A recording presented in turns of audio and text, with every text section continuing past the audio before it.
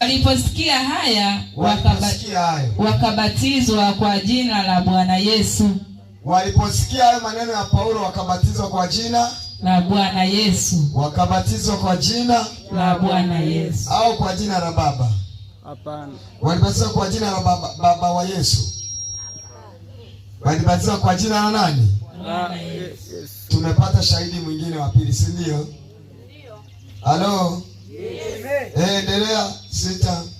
Na Paulo alipokwisha kuweka mikono yake juu yao, Roho Mtakatifu akaja juu yao. Wakaanza kunena kwa lugha na kutabiri.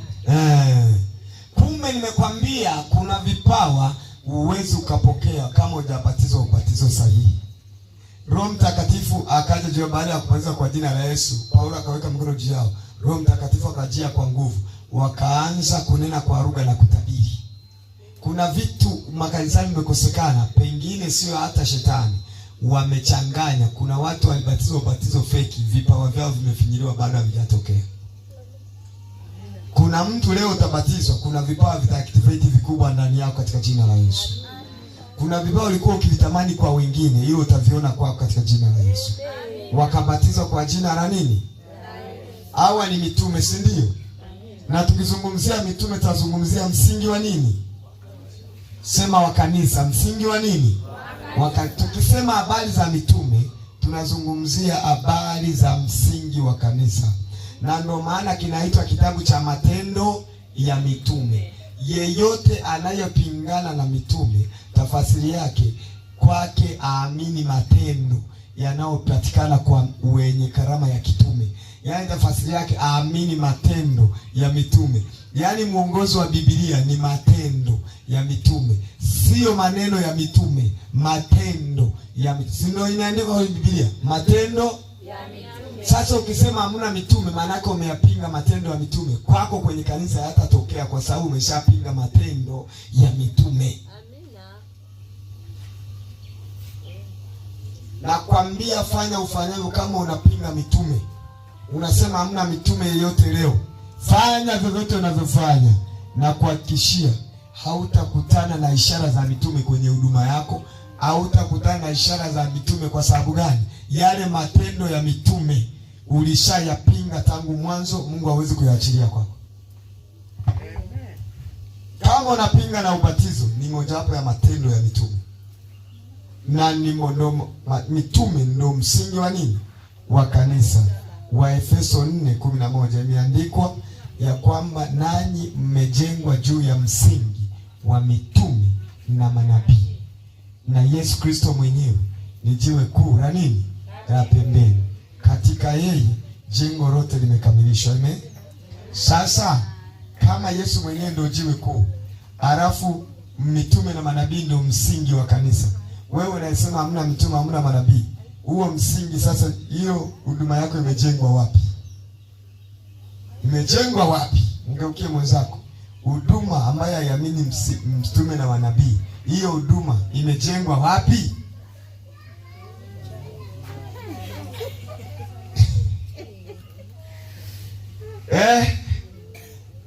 Bwana Yesu asifiwe sana.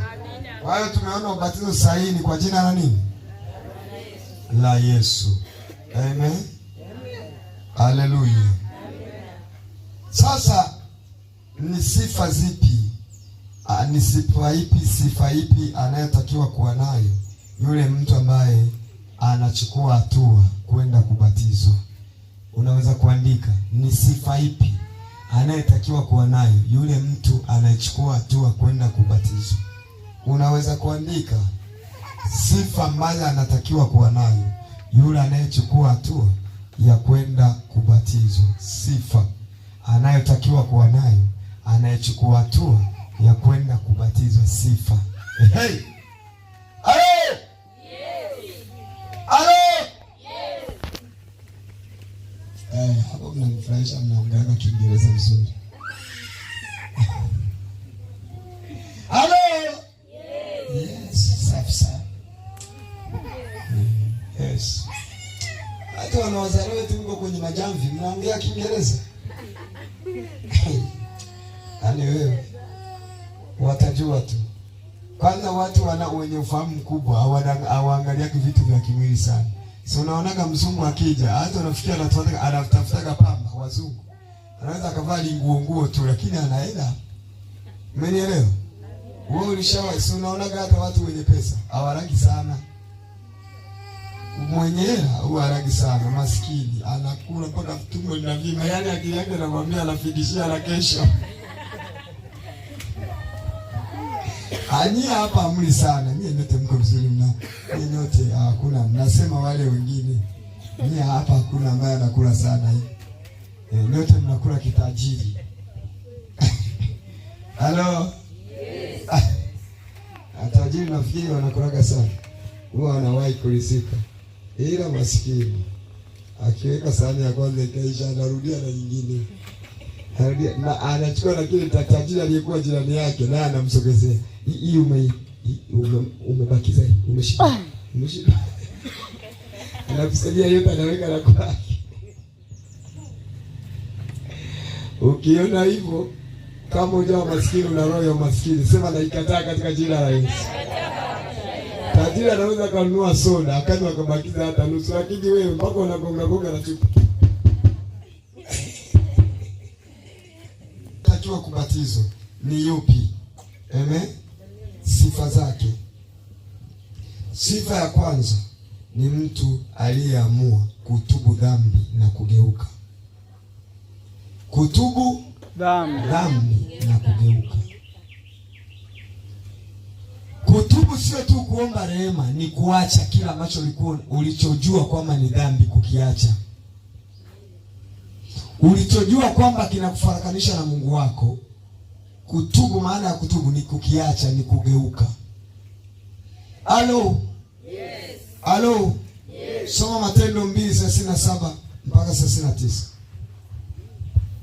Kama wewe unajua, soma haraka, soma spidi. Matendo 2:37 mpaka 39.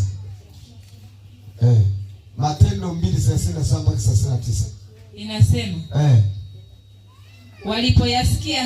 waliposikia maneno haya, wakachomwa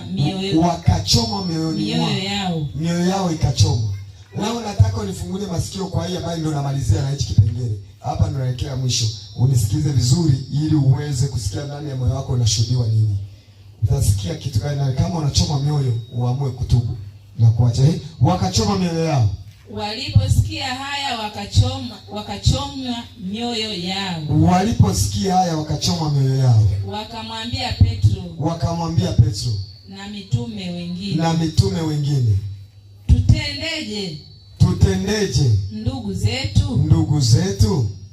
Sasa Petro akawaambia, tubuni mkabatizwe kila mmoja kwa jina lake.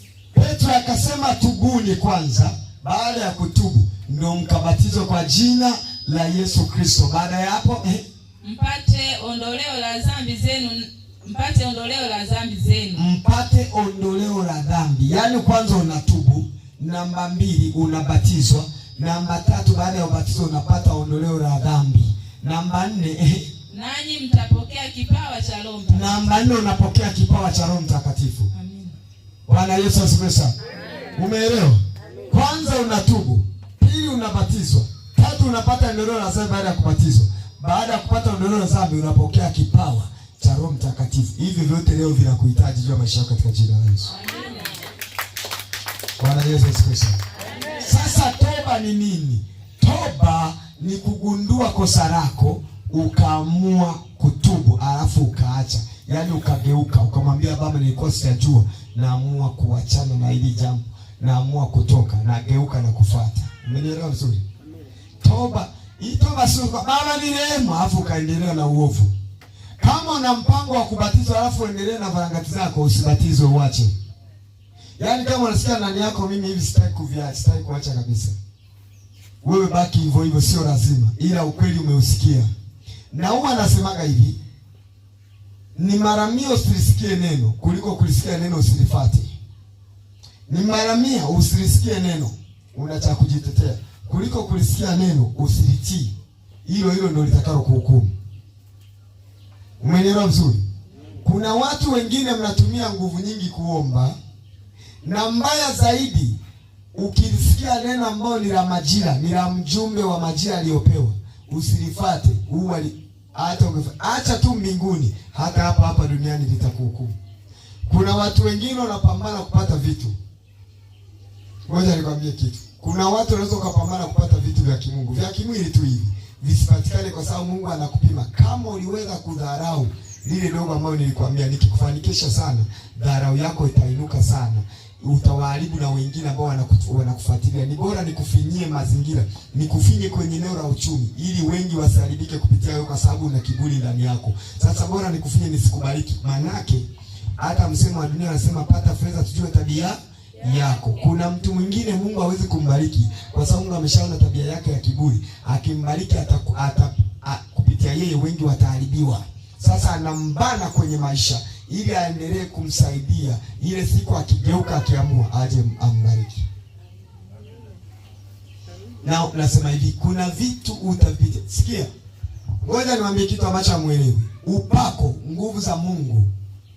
Unanielewa? Udhihirisho wa Roho Mtakatifu haimaanishi kwamba wewe umekamilika mbele za Mungu. Unaweza ukawa na udhihirisho, lakini mbele za Mungu kuna kitu Mungu anaona hujakamilika, anakusubirisha ubadilike ili akupe baraka zingine. Ndio maana unaweza ukapitia maisha kusirago mwanzo mwisho. Yaani kuna maisha unaweza ukapitia magumu. Unaona, mbona naomba na nena kwa lugha, natoa unabii, lakini maisha yangu hayabadiliki. Kuna vitu hauvitii. Na nikuombe wewe, chukua mtoto rudi ndani, kila mtu chukua mtoto rudi. Hapa ndio kuna pointi ya msingi ambayo wengi amfuati. Yaani kuna watu mnafanya makusudi ukidhania kwamba Mungu ni babu yako, yaani atakuchekea, atakubariki tu uendelee. Huku una shida kedeke, unapenda Mungu akubariki, unapenda Mungu akusaidie, lakini hauna utii ndani yako. Na utii ndani yako utaujuaje? Unapoambia mtu mtii yeyote, huwa akiambiwa kitu huwa anaga dauti, huwa anapokea. Ndio maana Yesu akasema usipopokea ufalme wa Mungu kama watoto wadogo hawa, hakika ukustahili. Kwa sababu gani? Ufalme wa Mungu, neno la Mungu unatakiwa ulipokee kama mtoto mdogo. Mtoto mdogo huwa anaga dauti. Tuambia acha hicho, anatakiwa kutii kuacha. Hawezi kuuliza kwa nini. Ukianza kuuliza kwa nini, mtoto akuuliza kwa nini, maana anadharau juu ya mzazi wake. Uongo? Ukimwambia acha hicho, anatakiwa kufuata tu. Sasa mtoto mdogo huwa anaga dauti, anaga kubisha. Akisema hiki kiache, ukimwambia acha, wewe baba uliyemwambia acha unajua madhara yake. Yeye anatakiwa kuacha tu hata asipokuoji, kwa sababu wewe sio chizi, wewe ni mzazi wake.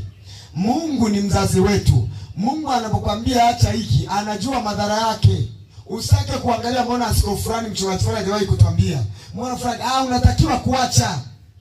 Utakiwa kujiuliza mara mbili, kwa sababu aliyosema neno sio la askofu, sio la mtume, sio la nabii. Neno ni la Mungu. Na baba yako huyo ndio Mungu amesema hiki kitakupeleka pabaya. Acha tu. Usitafute sababu.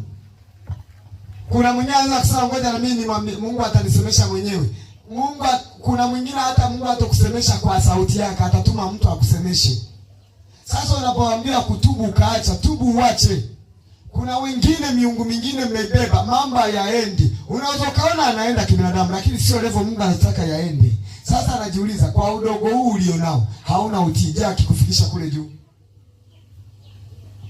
Unajua mimi ni mtumishi ambaye nimenyoka namna hii. Huwa anapasua. Ngoja nikuulize swali. Kuna vitu Mungu unavifahamu anavizuia, wewe unavifanya kwa makusudi. Amen. Na wakati wewe unavifanya, maisha yako hayajawa bora sana kimwili. Sasa Mungu anajiuliza swali, je, huyu mtu nikimpa gari, nikimpa nyumba kali, asipopungukiwa na atanitii kweli?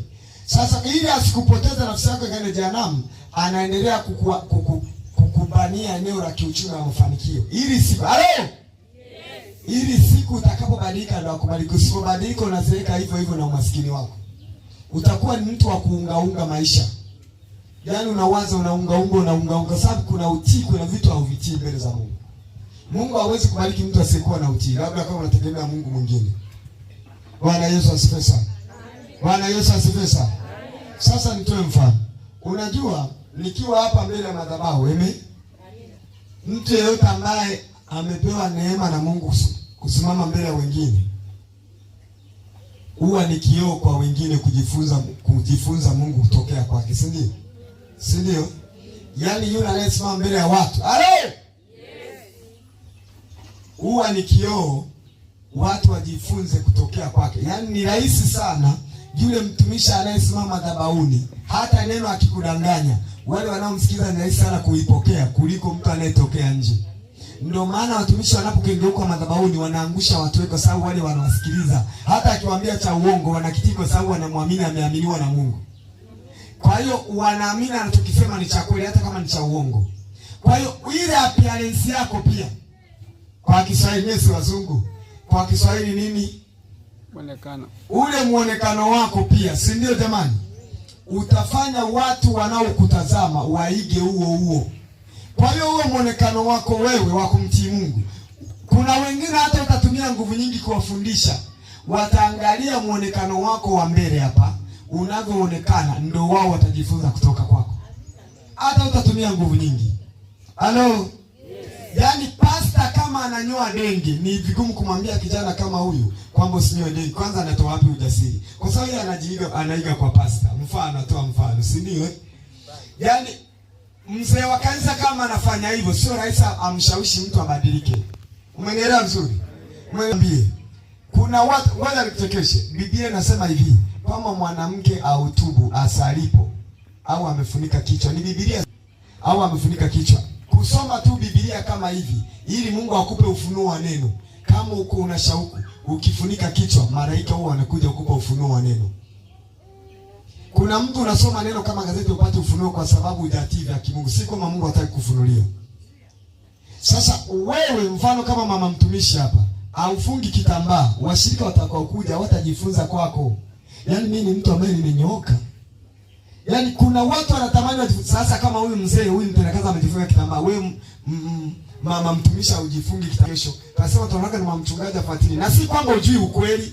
Wewe mwenyewe kwanza inabidi unafahamu. Hata kufunga kitambaa ulifundishwaga wewe na roho. Lakini kwa sababu uzia unaona kama vile roho kachoka wa zamani. Ngoja niendelee hivi. Sikiliza, ni kwa faida yako. Kwani mimi kitambaa nataka nijifunge mimi? Ni kwa faida yako. Na kunawezekana kwa sababu una karama ya unabii, Mungu anaweza akataka kukupa unabii mwingine mwingi tu, lakini anakuta hauna utia sana. Ngoja niache tu. Labda amebana sana, naona sasa nimfikishie nani, anakupa tu kamoja. Ndio hiyo unakaa mtu na sirago kwenye huduma, we unatafuta mchawi, hamna mchawi, mchawi unajioga mwenyewe kwa kutokutii vile vidogo. Mungu anakufungia milango. Na nyakati hizi tuko nyakati za mwisho ambazo zinapenda Mungu ataenda kubariki waliosimama kwenye utakatifu sana. Yaani waliosimama kumaanisha sana, ndio Mungu anaenda kuwabariki nyakati hizi. Kwa sababu zile zama za nyuma ambazo watumishi wapiga paranja walikuwa wanachukua vitu vya watu wote sasa hivi wameshashtuka. Sasa hivi Mungu ataenda kubariki waliosimama na kweli sahihi. Ndio watu Mungu atabariki hata kwenye uchumi ili waweze kusupport kazi ya Mungu, ili injili ya kweli isambae duniani. Acha kuishi urokole wa mazoea. Acha kuishi na Mungu kwa mazoea. Bwana Yesu asifiwe sana. Amina. Yaani sikiliza. Nimesema baba akikwambia jambo anajua madhara yake, usibishane naye. Mzazi akikwambia acha hiki, anajua sababu. Yaani mzazi akikuzuia wembe, wewe mtoto, watoto wako na wazuia, unajua madhara ya kukaa na wembe. Hata kama haijamkata unajua itamletea shida. Kwa hiyo hataki mtoto kuuliza, mbona mwingine anashika wembe? Wewe amekuzuia mzazi, unatii. Sema amen. Amen. Unatakiwa kutii tu. Na ni kwa faida yako. Ngoja nikwambie, tunapofundisha vitu kama hivi, tunanawa sisi. Ila usipotii si kwamba sisi tunahukumiwa. Sisi tumefundisha ukweli. Kibani kile mtu kukijua kitu usiseme ukweli. Bwana Yesu asifiwe sana. Kuna watu vifungo vingine unajitafutia mwenyewe. Ngoja nikwambie, shetani hawezi kuja kwa mtu kumwataki pasipo kufungua milango. Na hasa mnaopenda utakatifu kwenda mbinguni nyie. Shetani atakufunga ili akutese sana, kwa sababu anaona umefuata utakatifu lakini utakatifu wako hujamaanisha. Umeelewa vizuri? Umeelewa vizuri? Halo? Halo? Yes. Yaani adui hawezi kuja kwa mtu pasipo kufungua mlango. Yaani shetani bila mlango wa kuingilia hawezi kumwataki mtu aliye na Yesu. Ayupo. Ukiona unasema na Yesu, alafu unatakiwa na shetani, kuna mambo kama matatu. Cha kwanza, inawezekana una maarifa kwa Mungu unayemwabudu. Cha pili, kuna milango unaifungua ya makusudi ya mambo unayoyafanya. Cha tatu ni dhambi za siri. Sasa milango moja wapo ya kuvutia miungu, kumvutia shetani, ni hayo makorokoro unayoyatumia. Hizo miecheni, miereni, zote hizo ni milango ya mapepo. Kwani wewe nafikiri Mungu alikuwa ni kuambia achana na hivi vyombo vya uzuri? Sasa najua kwamba watu watavitamani. Sasa wewe unafurahia, wewe ukae unaombewa mapepo na bilingita. Kuna majira ufike sema ni mlango gani? Sema amini. Unafunga ule mlango alafu unaendelea mbele katika jina la Yesu. Na kutii na kufunga mlango ni kutii kile Mungu anachokwambia. Na kuna vitu vingine kwanza hata kibinadamu.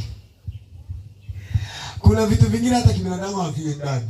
Unajua mama yangu mimi nimekuwa akiwa ni Roma. Lakini alikuwa ni mama ana mambo mengi ya ushauri. Nimalizie na hii alafu tunyanyuke twende kwenye ubatizo. Mama yangu alikuwa ni Roma, sasa hivi keshaokoka, amempokea Yesu wa kweli. Ila mimi nikikua, nilipokuwa nakuwa mama, mimi ni mtoto wa mwisho wa mama, ni mtoto wa 10. Sasa mama yangu wakati mimi nikiwa ni mdogo ninakuwa namsikiliza, alikuwa anazungumzia vitu mfano kama hizi, kuvaa nguo fupi. Yaani azuiliwe eti na neno la Mungu. Anasema yaani unajiuliza, unashangaa mama mtu mzima na anavaa kimini mtaani. Unajiuliza na huyu naye. Yes. Yaani kuna vitu, kuna umri ukifikisha unaamua kuviacha tu. Sasa haya bora hata shetani aburuze vijana mabinti vijana wavae mahereni macheni. Sasa wewe mama kama mtu mzima, hereni na cheni za nini? Yaani kuna umri umeshaachana navyo hivyo. Yaani hata usipovaa hereni na cheni hakuna kijana asema umependeza, hujapendeza. Yaani kuna vingine unalazimisha tu. Mama yangu mara alikuwa anasema hiyo, ni mtumishi ambaye anasemaga ukweli ulionyoka kwa kusaidia mtu. Yaani hata wewe mwenyewe kuna vitu unasema hivi, mimi nipendeze kuvaa cheni, nivae hereni mpaka hivi, nifaeje, hazina maana tena. Kwanza ni jambo la aibu sana mama mtu mzima au mzee kwenda jehanamu ya moto baada ya kutoka duniani, kwa sababu yeye mambo mengi ya kimwili ya tamaa zilishapungua. Mabinti anatafuta labda nikiweka hereni hii kijana leo ataniona anichumbie, anadanganya na fahamu zake. Lakini sasa wewe umeshajikulia mtu mzima, sema amini. Sasa unang'ang'ana, unakuta na mwingine mbaya zaidi, mama mwingine anajichubua, mwingine anasuka na nywele eti mama mtu mzima. Hata usipozisuka mama, kwanza zina mvi. Yaani unajua kuna wakati umeshajitokea, yaani una mvi, unang'ang'ana na kusuka, unaanza kujikwanyua nywele zako tu. Siache tu kwa sababu mwili wako kwanza umri hauendani na unachokifanya.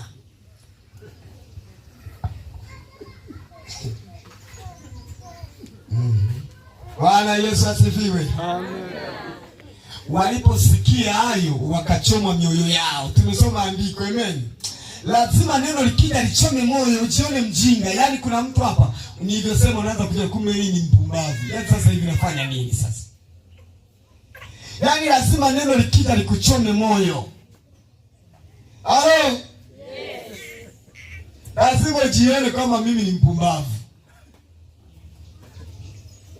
Unaweza kusema mimi nasuka hivi. Kwanza nje ya kwenda jehanamu. Kwa sababu yeyote anayesuka akifa bila kutubia hilo dhambi na kuacha, sehemu yake ni jehanamu ya moto. Kwa sababu neno linasema sitaki mwanamke kusuka nywele. Sikiliza. Hawezi kukwambia watu wachungaji wengine ambao wameshapoa. Kwa nini? Kwa sababu anakujua wewe akili yako akili yako ni 2.5. Akikwambia utaama kanisa. Mchungaji wa mashaiti mengi huyu. Kumbe ni Mungu sio mchungaji. Sasa tukija sisi wageni tunakwambia ana mashaiti mengi kwa sababu kukwambia kusuka nini utaenda jana. Msikize nikwambie. Bwana Yesu asifiwe sana. Kusuka ni jambo, sio jambo la baraka mbele za Mungu. Biblia imezuia, sio sehemu moja. Mmenielewa vizuri? Nilishapa maandiko, tumesoma kwanza 2:9. Nilishapa maandiko mengi sana. Umenielewa vizuri? Kwa hiyo vitu unavyofanya vinakufungia milango.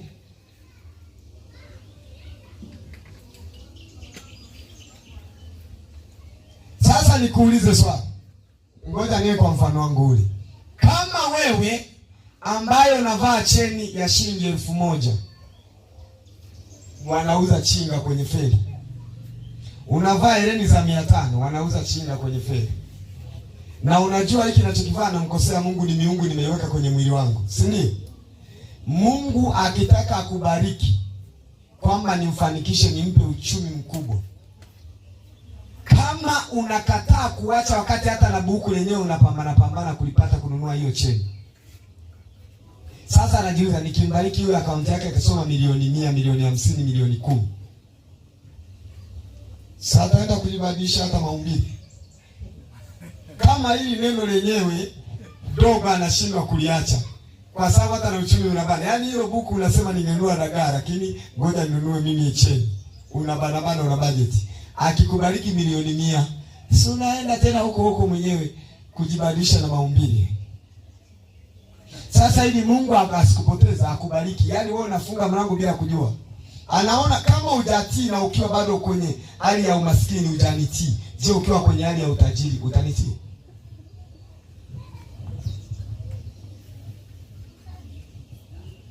Halo? Yes. Halo? Yes. Unanielewa vizuri? Kuna mwingine hapa shetani atakuwa anamhubiria kwenye sikio. Au labda shetani ni mwalimu akuhubiria akubana vizuri. Haya ni mambo yake tu.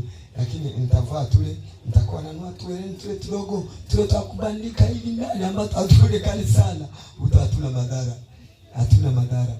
Hivi unajua shetani mjinga. Shetani anaweza kukupa mateso. Kwanza hata na kutoboa masikio hayo.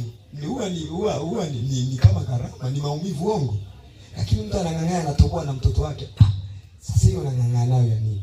Wewe unafikiri Mungu angetaka kumuumba mtoto ana tundu angeshinda kuja ametobolewa tundu? Mbona alitoboa tundu za pua? Mbona uzaliwa na pua na tundu limetobolewa kabisa? Halo? Yes. Halo? Sasa ambaye yuko tayari kubatizwa, umenielewa vizuri? Umenielewa vizuri? Yaani kama uko tayari kubatizwa lazima utubu na ugeuke. Kugeuka ni kuamua kuacha vile. Inawezekana wewe uko hapa unataka kubatizwa, lakini umesuka nywele zako. Bado nakwambia ni dhambi mbele za Mungu, utafunga mlango wa kupokea vipawa. Hizo nywele kama ukitoka kwenye maji au kabla ya maji ukijisikia anza kufumua. Au ukitoka kwenye maji kimbia, fumua haraka, mwambie Mungu nimetubu leo, nimeacha. Bwana Yesu asifiwe sana. Nimefumua. Kuna mtu anasema, nywele zangu ni ngumu, nitazifugaje sasa? Nitafanya. Sikiliza wewe, usitudanganye, nywele zako ni ngumu, utazifugaje? Umenielewa vizuri? Ukipaka yale mafuta yako mazuri ya nazi, unazichana zinakuwa vizuri. Bwana Yesu asifiwe sana. Na ukiona zimekusumbua sana, unaweza ukawa unazipunguza kwa size ya kawaida. Alafu wakati bado unafunga kitambaa chako kizuri. Sema amen. Umenielewa vizuri? Umenipata vizuri? Na kuna wengine hata ni msusi, anasuka kabisa nywele. Jina la nywele lenyewe lina hatari. Yaani jina la stage aliyosuka ni la hatari. Yaani unashangaa jina linaitwa Twende Kilioni. Sasa hilo jina lenyewe ni kilio. Lakini naye kakubali asuke Twende Kilioni. Yaani jina lenyewe linaashiria kilio, linaashiria majuto. Wangapi wanafahamu jina Twende Kilioni? Nyosha mkono juu. Msuko wa Twende Kilioni. Mimi sijui ni aina gani, ila nasikiaga jina Twende Kilioni. Kama unajua, labda huko na hapo umeusuka Twende Kilioni. Wewe umeshamwambia na mimi ni kilio. Na ndio maana unaweza ukaishi maisha ya kilio ndoa kilio, kazi kilio, watoto nalia. Yaani unalia. Sema nakataa kilio katika jina la Yesu. Nakataa kilio. Sasa wewe ambaye uko tayari kubatizwa, umesikia neno hili na limekuchoma moyo. Na mwingine pia sio ulishabatizwa, ila neno hili ujumbe ulivyokuja umeusikia. Bwana Yesu asifiwe sana. Amina. Bwana Yesu asifiwe sana. Lakini pia nimwambie hata mtumishi mbele za watu. Sikiliza. Kisiwa hiki chote Akina mtu anayeweza kutembea na ishara kwa sasa hivi kama wewe. Mungu ameruhusu akupe hiyo neema ya ishara na maajabu ya udhihirisho ili uambie watu ukweli. Watu ukiwaambia ukweli, hata kama ana liwigi yake lakini ana shida ya amefungwa, akiona amefunguliwa liwigi atalitupa mwenyewe. Kwa nini watu wengine hawatii kule? Kwa sababu makanisa yameshapoa, anawalinda na kuacha waendelee kufanya vile wamefanya ili aone kama atawapetipeti asiwakwaze. Mtumishi yote mwenye nguvu za Mungu, hata akikukwaza kwa neno la Mungu, utamtafuta kwa sababu una shida. Uongo?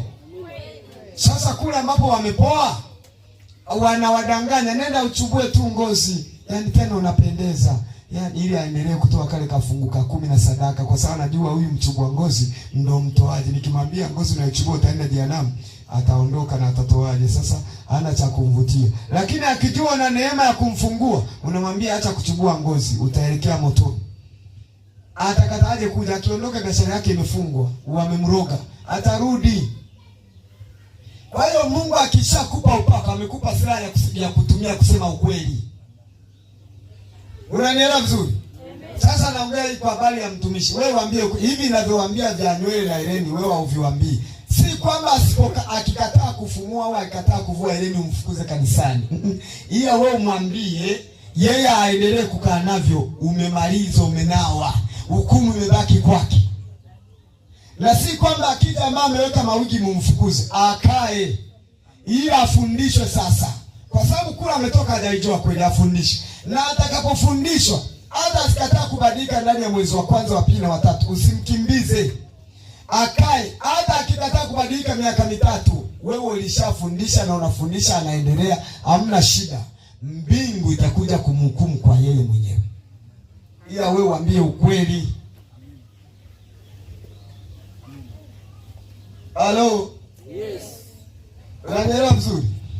Yaani makorokoro yote ambayo unayavaa. Ngoja nikuulize.